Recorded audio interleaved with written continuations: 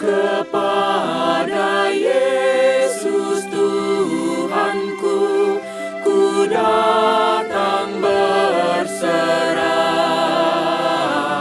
Ku dapat air hayat dan hidup dalamnya.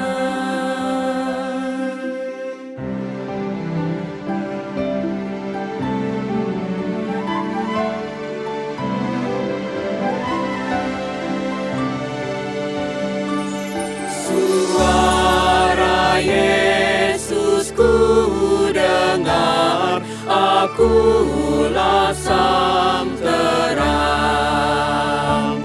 Lihatlah sinar wajahku, harimu cemerlang. Ku datang pada Tuhanku, mentari mulia. Seluruh jalan hidupku cerah bahagia.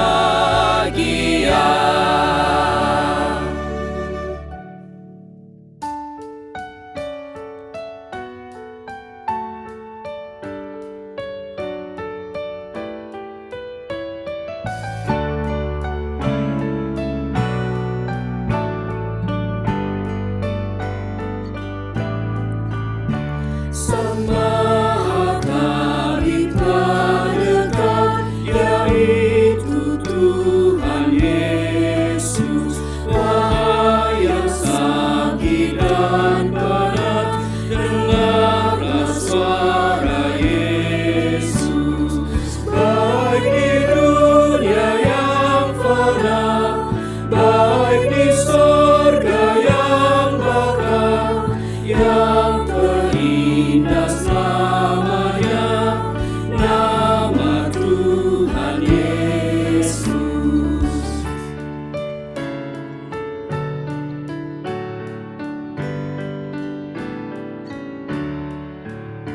Segala puji baginya, telah ku ikut Yesus. Olehnya aku selamatlah, ku cinta Tuhan Yesus. Baik di dunia yang fana, baik di surga yang bakal, yang terindah selamanya, nama Tuhan Yesus.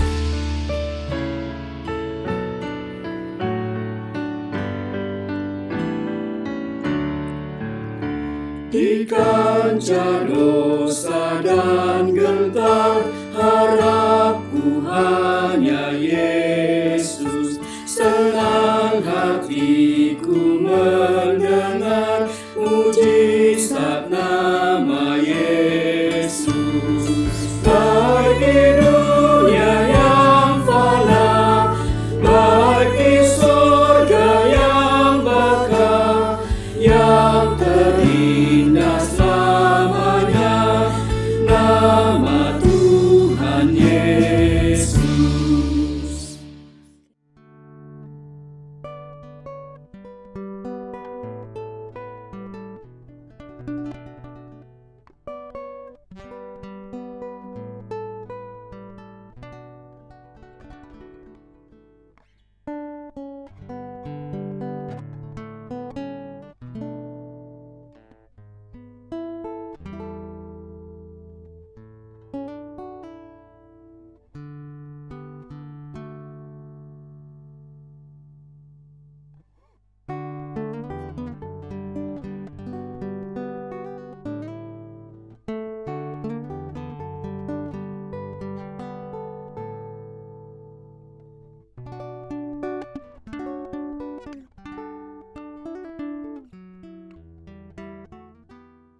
Teknik Elektro merupakan salah satu program studi di Fakultas Teknik dan Ilmu Komputer UKRIDA. Berdiri sejak tahun 1967, program studi Teknik Elektro UKRIDA menawarkan dua peminatan utama, yaitu peminatan di bidang intelligent system dan robotik sebagai usaha dalam menjawab tantangan revolusi industri 4.0 dan perkembangan artificial intelligence, serta peminatan biomedical engineering sebagai jawaban terhadap tantangan dunia kesehatan yang membutuhkan dukungan teknologi untuk alat-alat kesehatan yang cerdas. Untuk menunjang peminatan tersebut, maka Teknik Elektro Ukrida dilengkapi dengan fasilitas-fasilitas laboratorium yang memadai, seperti laboratorium rangkaian listrik, laboratorium thin film, laboratorium photonics, laboratorium robotika, dan laboratorium biomedical engineering. Di Teknik Elektro Ukrida, kalian akan dilatih untuk menjadi inventor-inventor muda yang mandiri dan handal, belajar membuat produk-produk baru berbasis intelligent system untuk kehidupan sehari-hari dan juga untuk menunjang bidang kesehatan. Seperti yang dapat kalian lihat dari hasil karya mahasiswa kami, diantaranya Mathematics Robot, Laser Engraving, Smart Finger, dan sebagainya. Belajar di Teknik Elektro Ukrida, mahasiswa akan dibimbing oleh tenaga pengajar yang handal yang berpengalaman dalam bidangnya. Siap untuk jadi bagian dari generasi inovator muda yang handal? Daftarkan diri kamu di program studi Teknik Elektro Ukrida.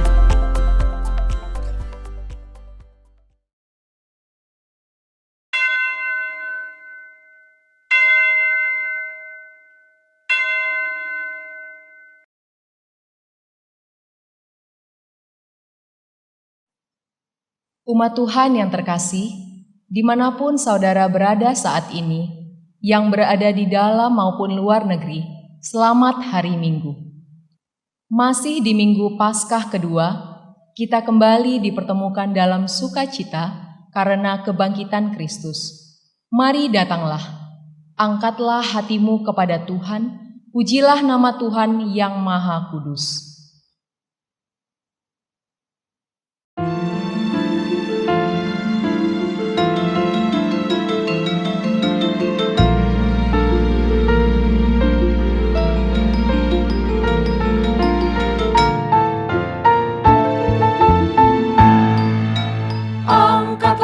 Hatimu pada Tuhan, bunyikan kecapi dan menari. Jangan lupa bawa persembahan. Mari kawan, ajak teman bersama menyembah. Sorak-sorak haleluya. Mari nyanyilah. Pujilah Tuhan yang Maha Kudus.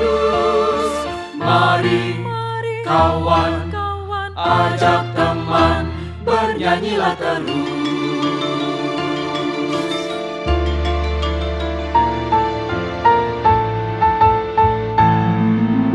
Janganlah mengaku anak Tuhan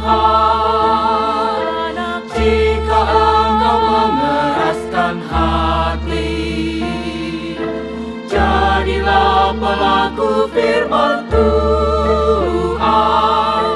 Mari kawan, ajak teman bersama menyembah. Sorak haleluya. Mari nyanyilah.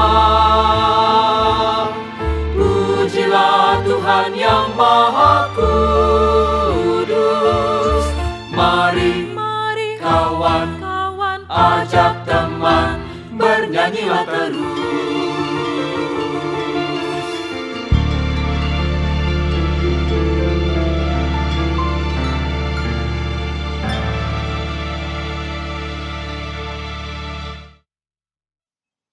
Pertolongan kita adalah dalam nama Tuhan yang menjadikan langit dan bumi.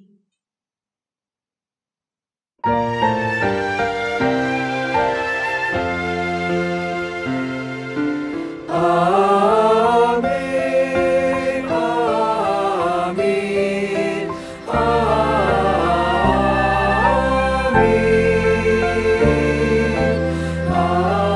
amin, amin.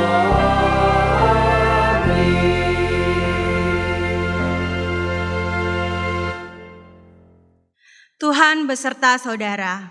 Dan beserta saudara juga.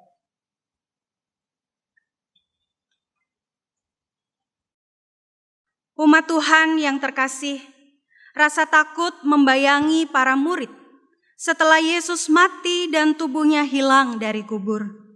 Ancaman kekerasan bahkan kematian mengintai mereka. Karena itu mereka pun bersembunyi untuk menghindari persekusi para imam dan orang-orang Farisi. Survival mechanism ini adalah hal yang lazim dilakukan oleh manusia yang merasa terancam, bukan? Dalam keadaan terdesak, kita pun mungkin akan melakukannya. Tapi kuasa dan kemenangan Kristus atas maut terbukti tidak dapat dibatasi oleh pintu dan jendela yang terkunci. Dia datang menerobos semua pembatas yang ada untuk memberikan damai sejahtera. Yesus ingin kita menjadi para penerima damai sejahtera. Namun kita tidak boleh hanya menjadi penerima. Kita harus menjadi agen damai sejahtera. Dan kita sadar ini bukanlah hal yang mudah. Maka di dalam keheningan, marilah kita akui dosa dan kesalahan kita. Secara pribadi kepada Tuhan, mari kita berdoa.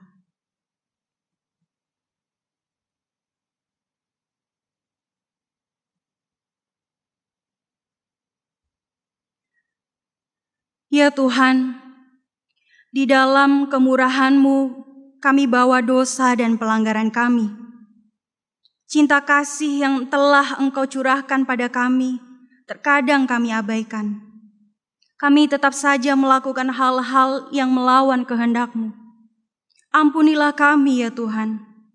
Biarlah kami dapat tetap dimampukan untuk menjadi agen-agen damai sejahtera bagi setiap orang yang kami jumpai di dalam kehidupan kami. Kepadamu kami memohon ampun dan berseru.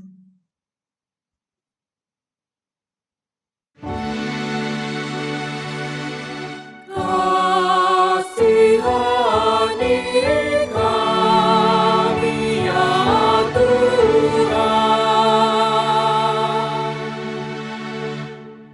Tinggallah tetap di dalam hati kami, agar kami terus dapat dimampukan untuk menjadi saluran damai sejahtera-Mu bagi sesama. Di dalam Kristus kami berdoa dan memohon. Amin.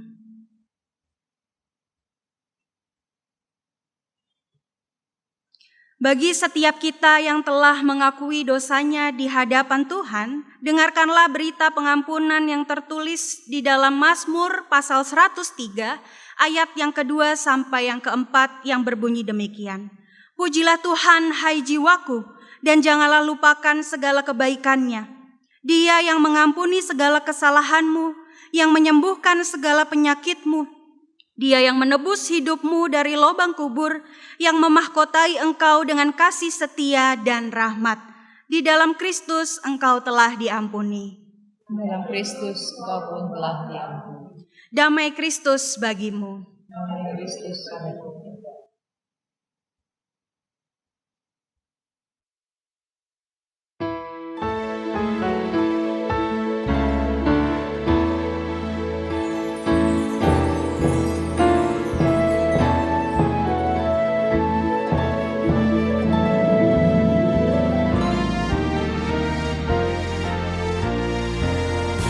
Serikat persaudaraan berdiri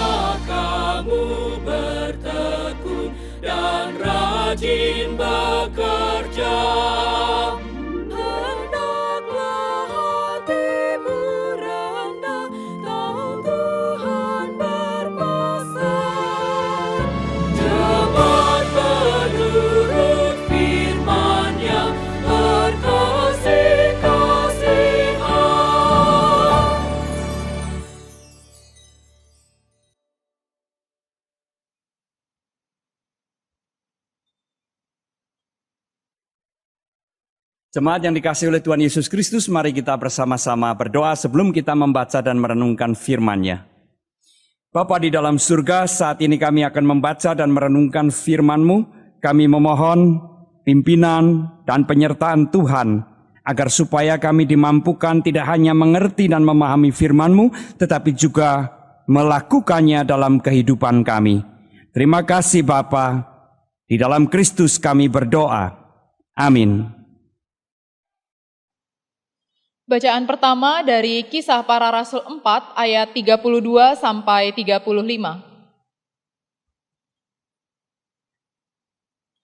Adapun kumpulan orang yang telah percaya itu, mereka sehati dan sejiwa. Dan tidak seorang pun yang berkata bahwa sesuatu dari kepunyaannya adalah miliknya sendiri, tetapi segala sesuatu adalah kepunyaan mereka bersama. Dan dengan kuasa yang besar, rasul-rasul memberi kesaksian tentang kebangkitan Tuhan Yesus, dan mereka semua hidup dalam kasih karunia yang melimpah-limpah. Sebab tidak ada seorang pun yang berkekurangan di antara mereka, karena semua orang yang mempunyai tanah atau rumah menjual kepunyaannya itu, dan hasil penjualan itu mereka bawa, dan mereka letakkan di depan kaki rasul-rasul, lalu dibagi-bagikan kepada setiap orang sesuai dengan keperluannya. Demikianlah sabda Tuhan. Syukur kepada Allah.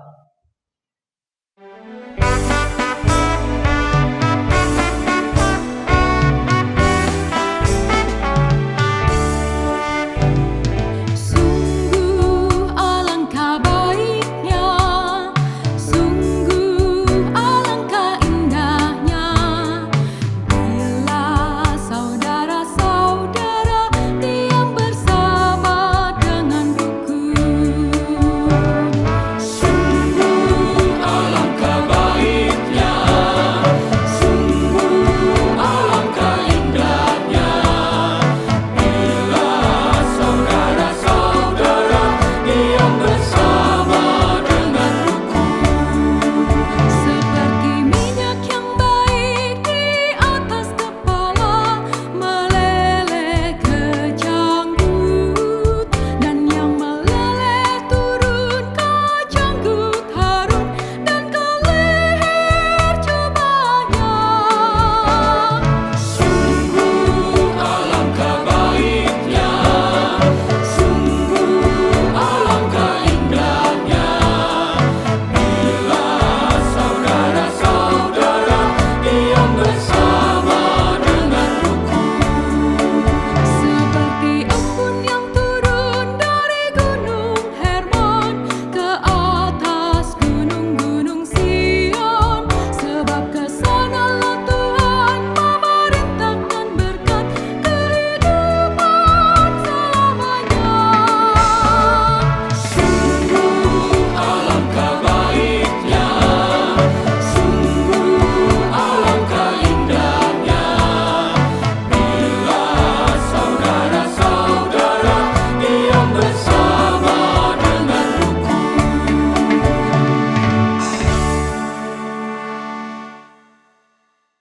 Bacaan kedua dari surat 1 Yohanes 1 ayat 1 sampai pasal 2 ayatnya yang kedua.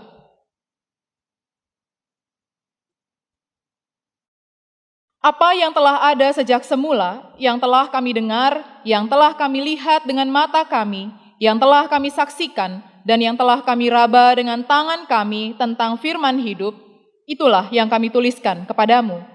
Hidup itu telah dinyatakan, dan kami telah melihatnya, dan sekarang kami bersaksi dan memberitakan kepada kamu tentang hidup kekal yang ada bersama-sama dengan Bapa dan yang telah dinyatakan kepada kami. Apa yang telah kami lihat dan yang telah kami dengar itu, kami beritakan kepada kamu juga, supaya kamu pun beroleh persekutuan dengan kami.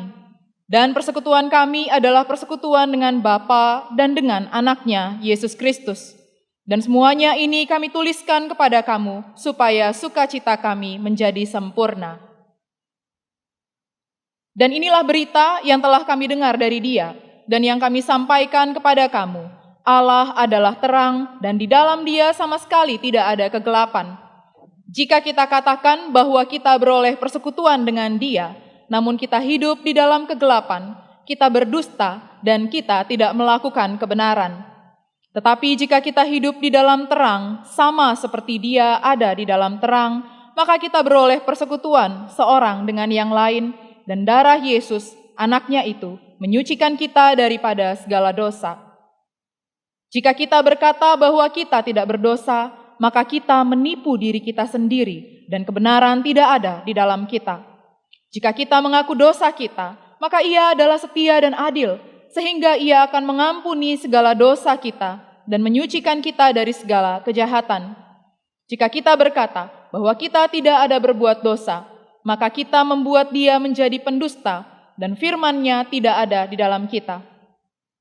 Anak-anakku, hal-hal ini kutuliskan kepada kamu, supaya kamu jangan berbuat dosa. Namun jika seorang berbuat dosa, kita mempunyai seorang pengantara pada Bapa, yaitu Yesus Kristus yang adil. Dan Ia adalah pendamaian untuk segala dosa kita, dan bukan untuk dosa kita saja, tetapi juga untuk dosa seluruh dunia. Demikianlah sabda Tuhan. Syukur kepada Allah. Jemaat, saya undang untuk bangkit berdiri. Kita akan bersama-sama memperhatikan Injil Yohanes pasal yang ke-20 ayat 19 sampai dengan ayat yang ke-31. Saya akan membacakan demikian. Ketika hari sudah malam, pada hari pertama minggu itu, berkumpullah murid-murid Yesus di suatu tempat dengan pintu-pintu yang terkunci, karena mereka takut kepada orang-orang Yahudi. Pada waktu itu datanglah Yesus dan berdiri di tengah-tengah mereka dan berkata, "Damai sejahtera bagi kamu." Dan sesudah berkata demikian, Ia menunjukkan tangannya dan lambungnya kepada mereka. Murid-murid itu bersukacita ketika mereka melihat Tuhan. Maka kata Yesus sekali lagi, "Damai sejahtera bagi kamu. Sama seperti Bapa mengutus aku, demikian juga sekarang aku mengutus kamu." Dan sesudah berkata demikian, Ia mengembusi mereka dan berkata, "Terimalah Roh Kudus. Jikalau kamu mengampuni dosa orang, dosanya diampuni. Dan jikalau kamu menyatakan dosa orang tetap ada, dosanya tetap ada." Tetapi Thomas, seorang dari ke-12 murid itu yang disebut Didimus, tidak ada bersama-sama mereka ketika Yesus datang ke situ. Maka kata murid-murid yang lain itu kepadanya, "Kami telah melihat Tuhan." Tetapi Thomas berkata kepada mereka, "Sebelum aku melihat bekas paku pada tangannya, dan sebelum aku mencucukkan jariku ke dalam bekas paku itu, dan mencucukkan tanganku ke dalam lambungnya, sekali-kali aku tidak akan percaya." 8 hari kemudian murid-murid Yesus berada kembali dalam rumah itu, dan Thomas bersama-sama dengan mereka. Sementara pintu-pintu terkunci, Yesus datang dan Ia berdiri di tengah-tengah mereka dan berkata, "Damai sejahtera bagi kamu." Kemudian Ia berkata kepada Thomas, "Taruhlah jarimu di sini, dan lihatlah tanganku. Ulurkanlah tanganmu dan cucukkanlah ke dalam lambungku. Dan jangan engkau tidak percaya lagi, melainkan percayalah." Thomas menjawab dia, "Ya Tuhanku dan Allahku." Kata Yesus kepadanya, "Karena engkau telah melihat aku, maka engkau percaya. Berbahagialah mereka yang tidak melihat, namun percaya." Memang masih banyak tanda lain yang dibuat Yesus di depan mata murid-muridnya yang tidak tercatat dalam kitab ini. Tetapi semua yang tercantum di sini telah dicatat, supaya kamu percaya bahwa Yesuslah Mesias Anak Allah, dan supaya kamu oleh imanmu memperoleh hidup dalam namanya. Demikianlah Injil Tuhan kita Yesus Kristus. Berbahagialah setiap kita yang mendengar, memelihara, dan melakukannya di dalam kehidupan sehari-hari. Haleluya.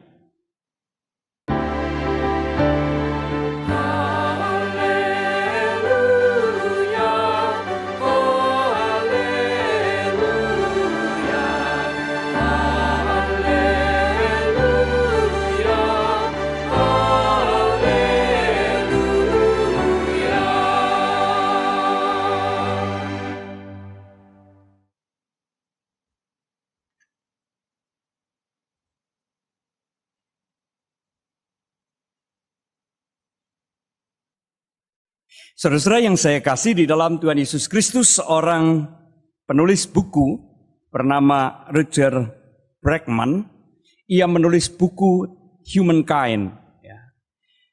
Di dalam buku itu ia mengatakan bahwa anggapan umum mengatakan bahwa ketika manusia berada dalam krisis, manusia mudah sekali berubah menjadi monster yang dengan gampang, dengan tega bisa memangsa sesamanya demi untuk keselamatan dirinya, demi untuk kesejahteraan dirinya. Nah, tetapi Bregman kemudian menyatakan bahwa ternyata tidak demikian. Ia melakukan atau meneliti berbagai macam penelitian ataupun juga eksperimen-eksperimen baik yang dilakukan oleh pakar-pakar maupun juga oleh lembaga-lembaga yang ternama, lembaga yang kredibel termasuk juga universitas. Di situ justru menunjukkan bahwa yang terjadi adalah sebaliknya. Ketika krisis melanda kehidupan manusia, ternyata justru manusia seringkali memunculkan sisi-sisi terbaiknya. Salah satu contoh yang ia kemukakan di dalam bukunya itu adalah tentang peristiwa penyerbuan pasukan Jerman ke atas atau ke negara Inggris. Pada tanggal 7 September 1940, sebanyak 348 pesawat Jerman menjatuhkan lebih dari 80.000 bom ke atas kota-kota di Inggris. Antara lain adalah London, Birmingham, dan Hull. Hitler berkeyakinan bahwa pemboman yang masif itu akan memporak-porandakan kota-kota di Inggris, akan menimbulkan kekacauan yang luar biasa, mungkin juga terjadi penjarahan di sana-sini, dan kekacauan semacam itu pasti akan melemahkan moral masyarakat Inggris maupun juga pemerintah dan tentara Inggris. Sesuai yang saya kasih di dalam Tuhan Yesus Kristus, tetapi kenyataan yang terjadi tidak demikian. Justru setelah pemboman itu selesai, masyarakat di kota-kota di mana pemboman terjadi yang selama itu bersembunyi pada keluar, dan kemudian mereka bahu-membahu menolong para korban pemboman, baik yang terluka maupun juga yang tewas tertimbun puing-puing, terkena bom dan sebagainya. Mereka tidak lagi mempersoalkan soal pandangan politik atau pilihan politik. Mereka tidak mempersoalkan perbedaan kaya dan miskin. Semua mereka yang selamat keluar untuk menyelamatkan sesamanya, untuk menyelamatkan saudaranya tanpa berpikir tentang keselamatan dirinya. Nah, sesuai yang saya kasih, yang menarik adalah beberapa tahun kemudian gantian pasukan sekutu menggempur kota-kota di Jerman juga dengan pemboman. Mereka para pemimpin pasukan sekutu juga mempunyai keyakinan yang sama bahwa pemboman yang masif akan menimbulkan kerusakan yang hebat dan akan merusak tatanan sosial, akan menimbulkan kekacauan, bahkan juga kehancuran negara Jerman. Yang terjadi sama seperti kota-kota di Inggris, bahwa ketika pemboman usai, masyarakat keluar dari persembunyiannya dan kemudian memberikan pertolongan kepada mereka yang menjadi korban maupun juga yang sudah tewas terkena bom itu. Sama sekali tidak menunjukkan atau tidak dilaporkan terjadinya penjarahan besar-besaran, terjadinya kerusuhan dan sebagainya. Masyarakat memiliki solidaritas yang sangat tinggi untuk menolong orang lain, untuk menolong sesamanya yang mengalami kerugian besar, yang terluka maupun juga yang tewas. Nah, saudara-saudara yang saya kasih, Bregman kemudian menyimpulkan bahwa krisis tidak secara otomatis mengubah manusia menjadi monster. Malahan sebaliknya, Bregman menggarisbawahi, hati-hatilah dengan yang namanya kekuasaan. Karena justru kekuasaan itulah yang lebih mudah mengubah orang yang baik menjadi orang yang jahat. Bukankah itu juga yang terjadi dan yang disaksikan oleh Alkitab kita? Mungkin kita sulit sekali membayangkan bagaimana para pemuka agama, ahli-ahli Taurat, orang-orang Farisi, orang-orang yang terhormat, orang-orang yang setiap hari bergumul dengan firman Tuhan, dapat melakukan atau dapat menggelar pengadilan sesat atas diri Yesus. Tega-teganya mereka menyebarkan fitnah, menghasut massa dengan satu tujuan, yaitu membunuh Yesus. Kenapa demikian? Apa yang terjadi?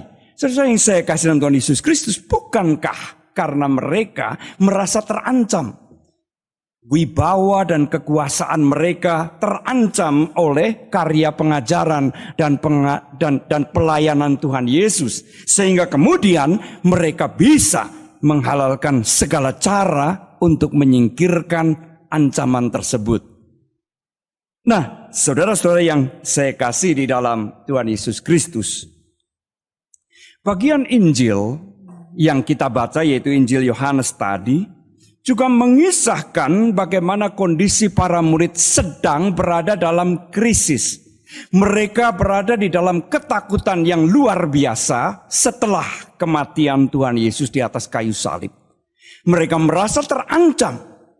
Tetapi ya, mereka tidak mencari keselamatan masing-masing. Mereka tidak cari selamat sendiri-sendiri, melainkan mereka berkumpul. Gambaran yang kita baca tadi tentang pintu-pintu dan jendela-jendela yang tertutup rapat menggambarkan dengan sangat jelas ketakutan yang sangat mencekam pada saat itu.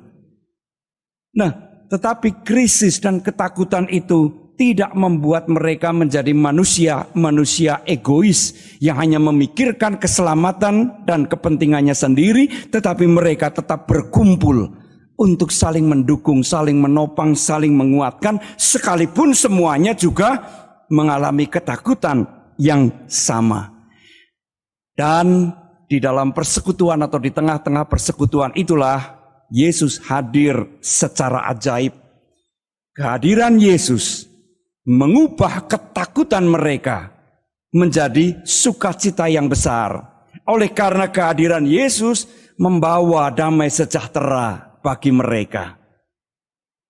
Ketika ketakutan itu sudah disirnakan dan diubah menjadi sukacita, ketika damai sejahtera itu diberikan kepada para murid atau dirasakan oleh para murid, maka para murid siap untuk diutus ke tengah-tengah dunia ini.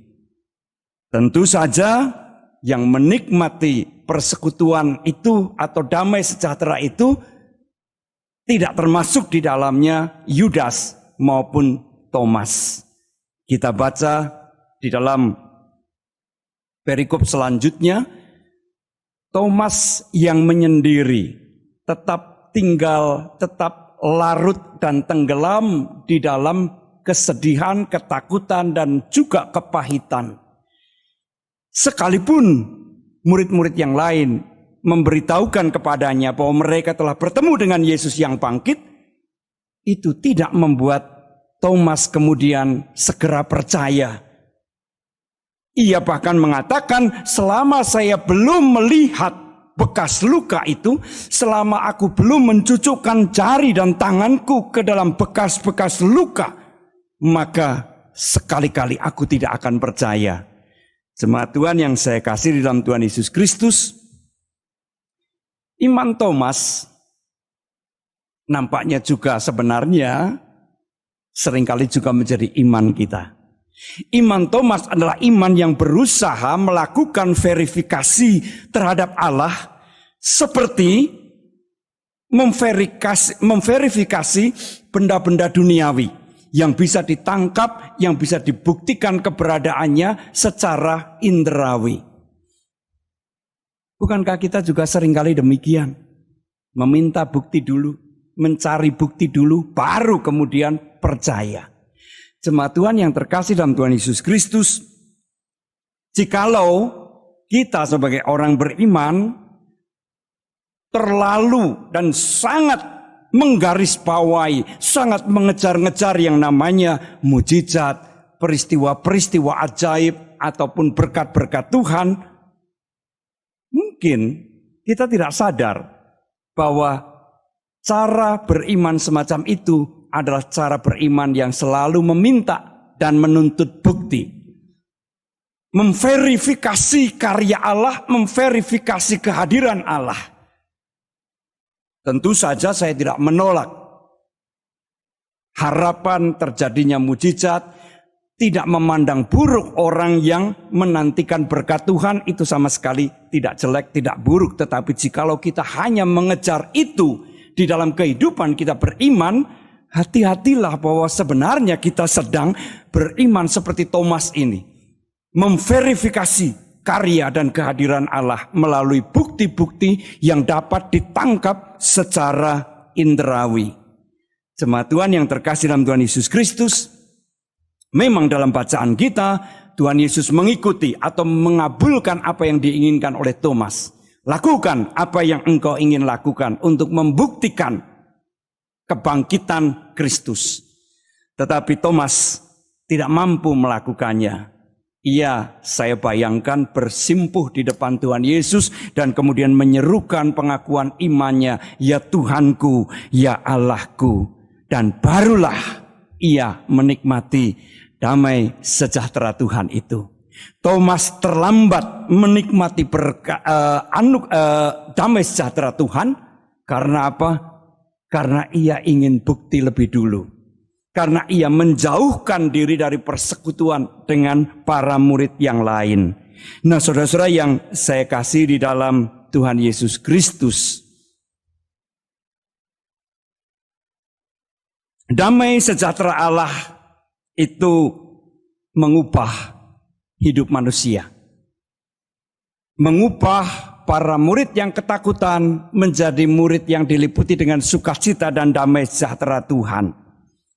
Dan damai sejahtera Tuhan itu juga mengubah cara hidup orang yang percaya. Bacaan kita yang lain, Kisah Para Rasul, mengisahkan tentang bagaimana jemaat mula-mula itu hidup dan membangun persekutuannya. Mereka hidup di dalam persekutuan yang sungguh diwarnai dengan solidaritas yang tinggi. Mereka bersehati, mereka saling mengasihi, mereka saling tolong-menolong dan selalu memiliki kesediaan untuk berkorban bagi yang lain. Itulah cara hidup jemaat, cara hidup umat yang sudah diwarnai, dikuasai oleh damai sejahtera Allah. Sebuah persekutuan yang begitu indah. Pemazmur juga mengungkapkannya bahwa persekutuan yang indah itu sungguh sangat penting. Kenapa demikian? Karena persekutuan yang indah atau persaudaraan yang indah itu memulihkan dan menguduskan. Digambarkan seperti minyak urapan di kepala Harun. Persekutuan dan persaudaraan yang indah itu juga memberikan kesegaran di dalam kehidupan ini. Pemazmur menggambarkannya seperti embun yang jatuh dari Bukit Hermon.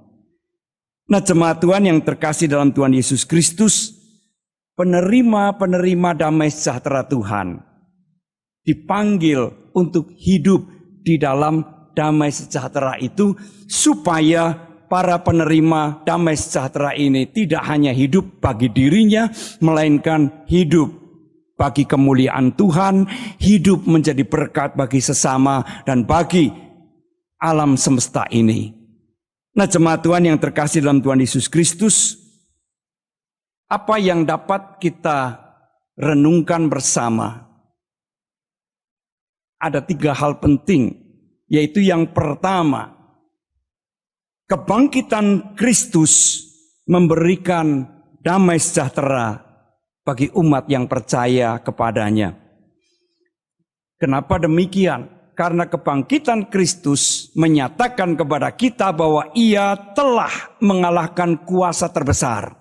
Kuasa yang paling menakutkan dalam kehidupan ini yaitu kuasa dosa dan maut.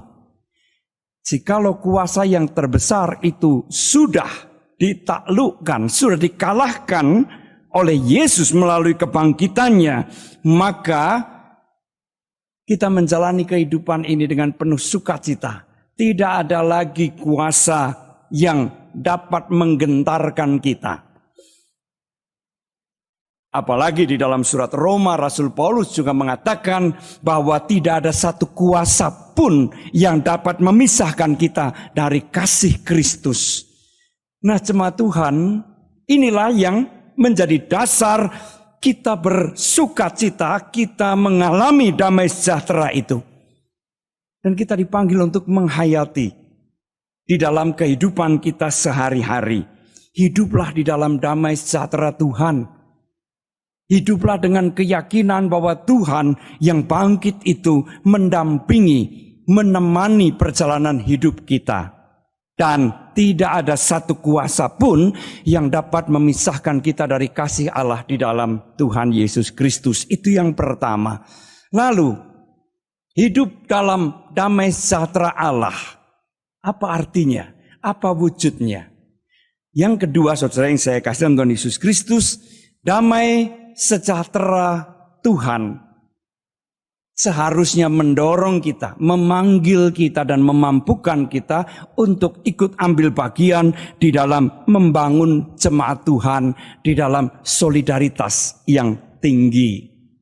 Jemaat dibangun oleh Tuhan supaya umat yang percaya kepadanya juga bisa menyatakan solidaritasnya satu dengan yang lain. Supaya satu dengan yang lain memberikan perhatian, kepedulian kepada saudara-saudaranya. Keberadaan atau kehadiran jemaat untuk menjaga supaya tidak ada seorang pun yang terhilang. Supaya setiap orang boleh senantiasa hidup di dalam kekudusan.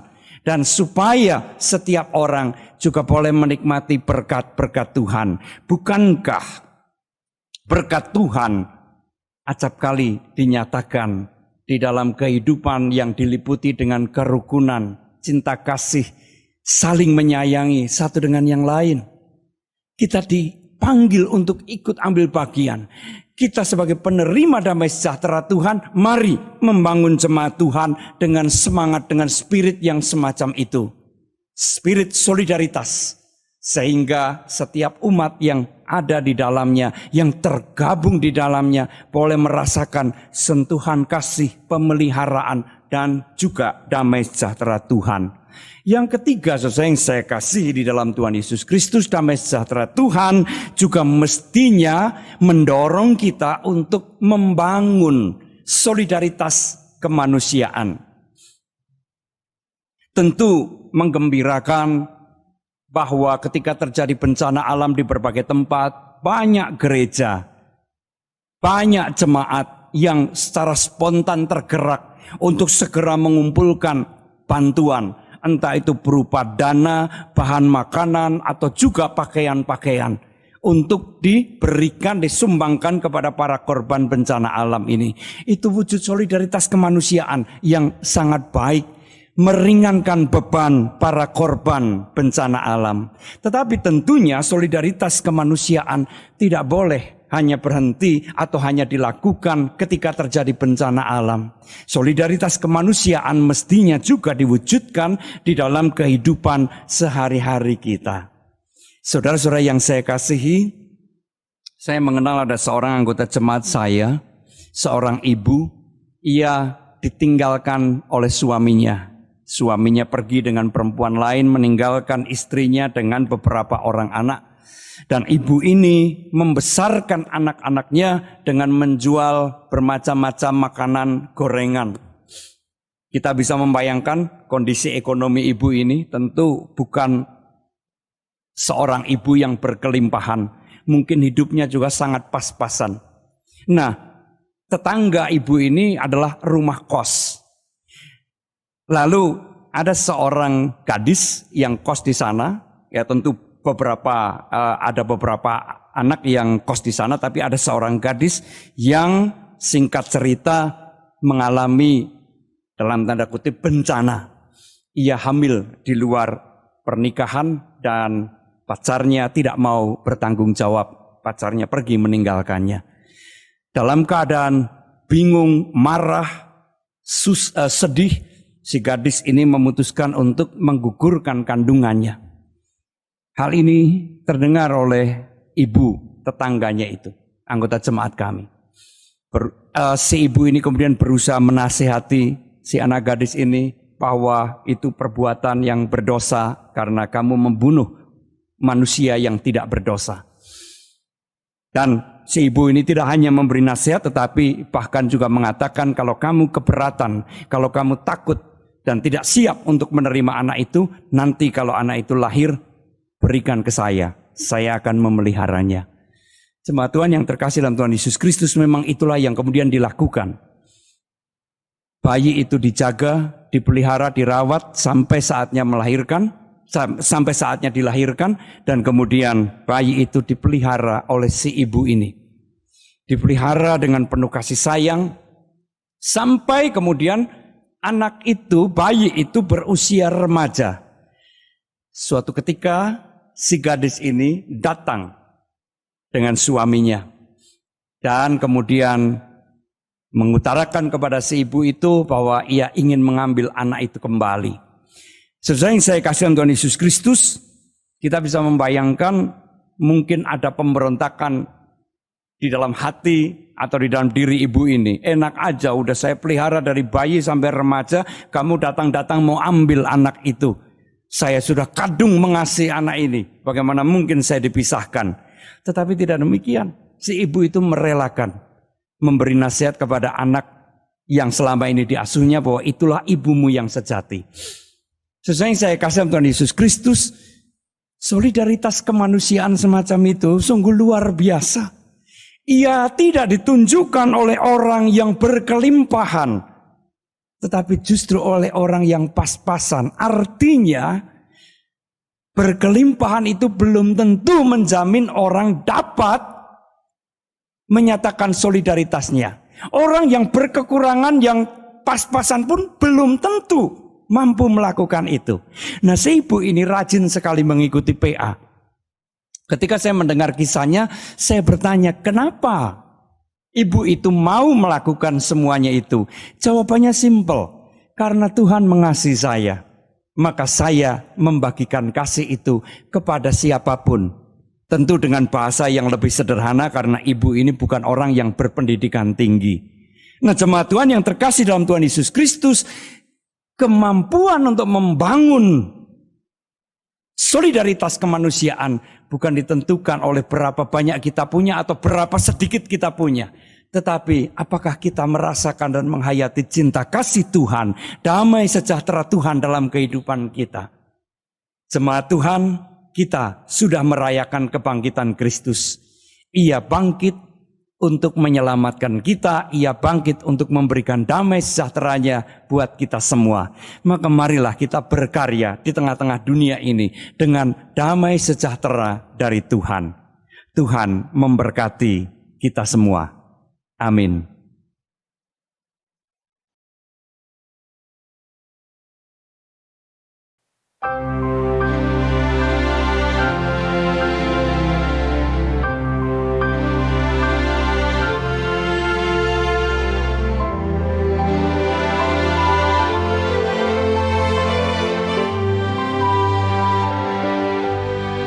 Ketika musuh berkeliaran di mana-mana, setiap saat siap menyerang, membinasakan. Para murid diam di rumah, menutup pintu dengan rapatnya. Mereka takut, tak mau jahat. Dan tiba-tiba Yesus yang bangkit sapa mereka. Damai sejahtera ku beri padamu, janganlah gentar. Ia tunjukkan pada mereka tangan dan lambungnya, dan para murid bersukacita, tak lagi gentar. Merasa takut, merasa ragu, boleh saja kawan. Ini namanya beriman dengan akal sehat. Hanya tetaplah percaya, Tuhan Yesus selalu ada, siap memberikan damai sejahtera dan sukacita.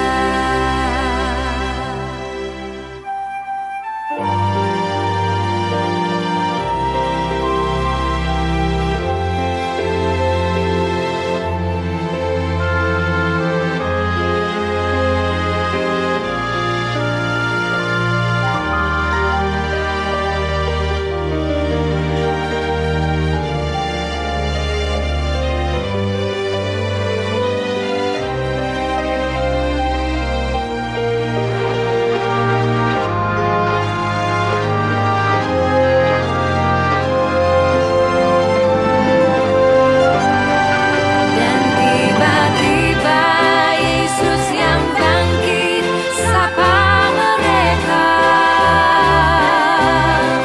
Damai sejahtera ku beri padamu, janganlah gentar. Ia tunjukkan pada mereka tangan dan lambungnya, dan para murid bersukacita, tak lagi gentar. Merasa takut, merasa ragu, boleh saja kawan. Ini namanya beriman dengan akal sehat. Hanya tetaplah percaya, Tuhan Yesus selalu ada, siap memberikan damai sejahtera dan sukacita. Merasa takut, merasa ragu, boleh saja kawan. Ini namanya beriman dengan akal sehat. Hanya tetaplah percaya, Tuhan Yesus selalu ada, siap memberikan damai sejahtera dan sukacita. Siap memberikan damai sejahtera dan sukacita.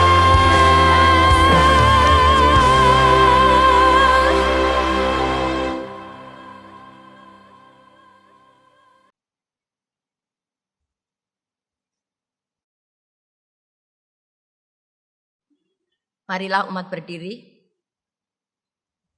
Marilah kita bersama-sama dengan umat Allah di masa lalu, masa kini, dan masa depan mengingat janji baptisan kita dengan mengikrarkan pengakuan iman rasuli.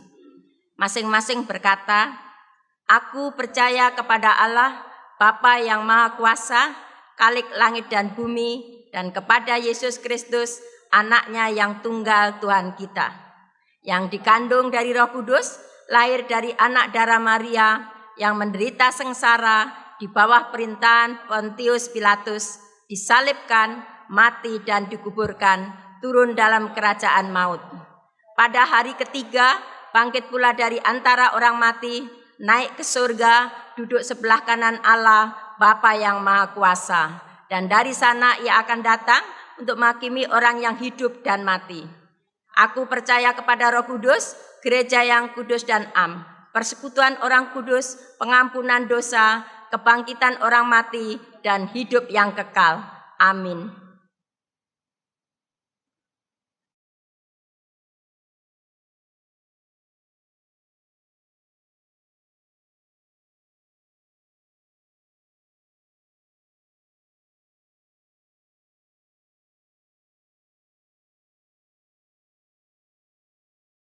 Mari bersama-sama kita menaikkan doa-doa kita. Mari kita berdoa. Tuhan Allah Bapa, terima kasih karena Engkau terus hadir dalam setiap kehidupan kami. Tidak setiap hal kami bisa lalui dengan sukacita Tuhan, tapi kami tahu di tengah-tengah duka cita kami pun Tuhan terus bersama-sama dengan kami. Karena kami juga meyakini bahwa Engkau adalah Allah yang tidak pernah meninggalkan kami. Begitu pula di dalam setiap kehidupan kami Tuhan, biarlah seluruh kehidupan kami terus dikuasai oleh-Mu. Kami pada saat ini juga mau berdoa bersama-sama Tuhan untuk bangsa dan negara kami, untuk pemerintahan yang ada di bangsa negara kami ini Tuhan. Biarlah hikmat-Mu yang terus berada bersama-sama dengan setiap umat Tuhan yang dipercayakan untuk duduk di bangku pemerintahan.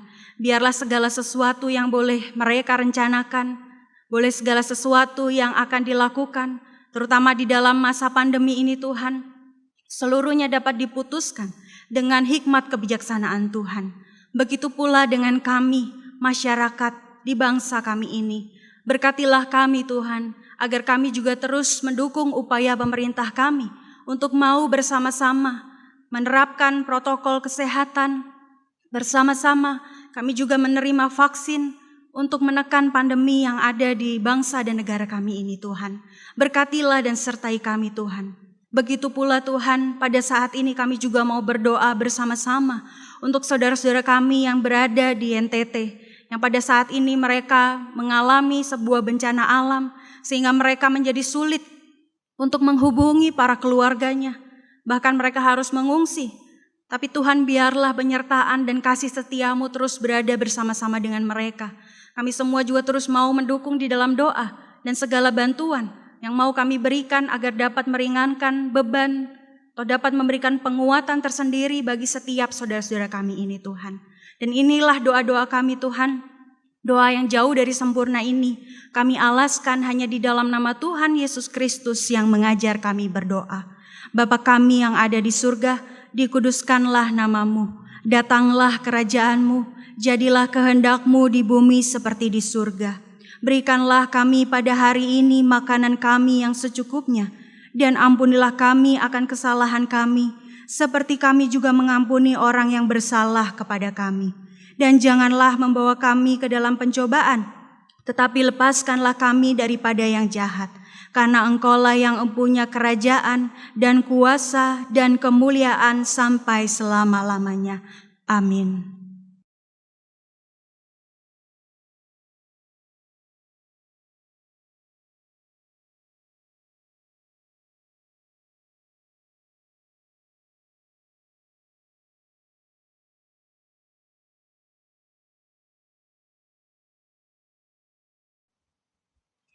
Saat ini kita akan menyatakan syukur kepada Allah melalui persembahan kita dengan mengingat firman Tuhan dari Yunus pasalnya yang kedua ayatnya yang ke-9.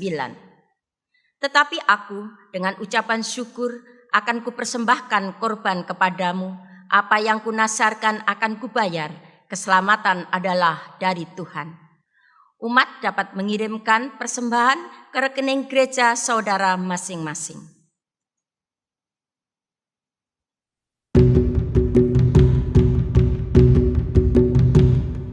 Yesus telah bangkit di dalam kemuliaan-Nya. Haleluya, haleluya.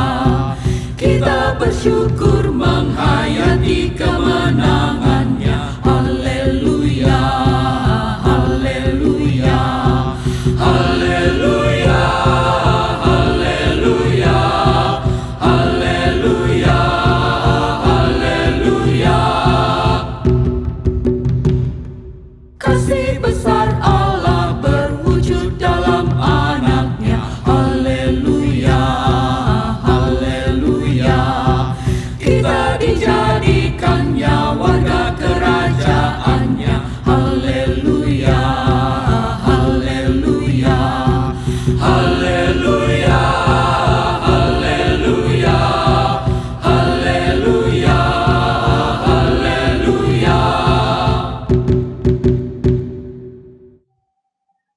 umat Tuhan, mari kita berdoa. Ya Tuhan, dengan hati yang penuh dengan rasa syukur dan sukacita, kami membawa persembahan kami kepadamu. Kebangkitan-Mu telah mengobarkan semangat kami untuk terus menyampaikan kabar sukacita dan damai sejahtera kepada dunia. Terima dan layakkanlah persembahan ini menjadi salah satu cara agar damai sejahtera Tuhan dapat semakin disebarluaskan. Di dalam Kristus kami berdoa dan mengucap syukur. Amin.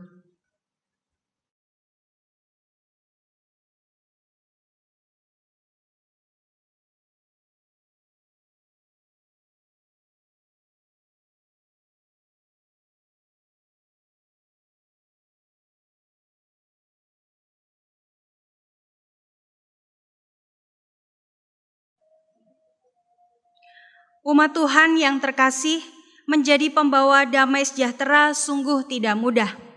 Awan ketakutan dan kecemasan dapat saja menghalangi tekad dan keberanian kita. Namun, hayatilah cinta kasih Allah Bapa yang telah merangkul kita dalam karyanya di dunia melalui pengorbanan anak tunggalnya. Niscaya kita akan mampu melakukan tugas kita sebagai para pembawa damai sejahtera bagi dunia.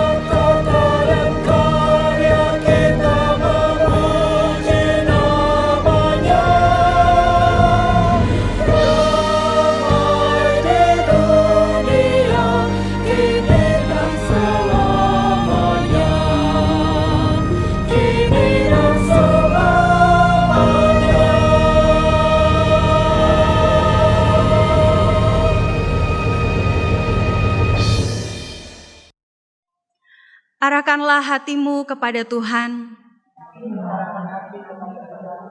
Jadilah saksi Kristus. Terpujilah Tuhan. Kini terimalah berkat Tuhan. Lanjutkanlah kehidupanmu dalam berkat penyertaan-Nya. Tuhan melegakan kesesakanmu, menenangkan ketakutanmu, menghapus air matamu, sehingga dengan langkah yang teguh engkau mampu melakukan tugas sebagai pembawa damai sejahtera bagi dunia, kini dan selamanya.